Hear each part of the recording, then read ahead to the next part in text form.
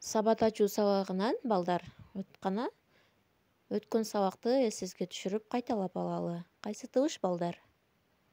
Азаматсыңар. Ж табышы. Ж табышы жумшак, үнсүз. Балдар. Бул басма Ж, чоң жана кичинеси.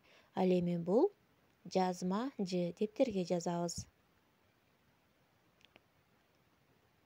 Өпкөдөн чыгып келе жаткан аба тоскоолдукка учурап, андан кийин сыртка чыгат экен, балдар. Кана балдар, Ж табышы катышкан сөздөрдү айтабыз. Жөжө, жип, жол, жаздык, жөргөмүш, жолборс, жылдыз. Азаматсыңар. Силер өз алдынча Ж табышы катышкан сөздөрдү таап, муундарга бөлүп көрдүңөрбү? Азаматсыңар анда. Эми балдар, бүгүн жаңы табыш менен таанышабыз. Табышты биз кулагыбыз менен угуп, эмне кылабыз? Оозубуз менен айтабыз. Ал эми тамганы биз көзүбүз менен көрөбүз, жазабыз жана айтабыз, балдар. Ч табышы үнсүз тамга.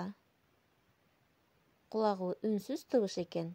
Эми сөздөрдү: чака, чаян, чымчык, чүкө, чычкан, чалгы, чөп. Азаматсыңар. Эми ушул эле сөздөрдү муундарга ажыратабыз. Чүкө.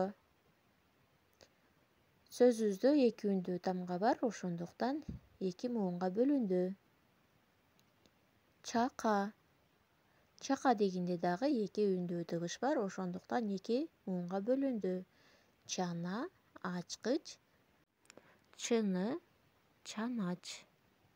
Азаматсыңар. Эми чач, чана, чака, чанач, ачкыч, чынар. Балдар, ушул сөздөрдү колдонуп сүйлөм түзгүлө.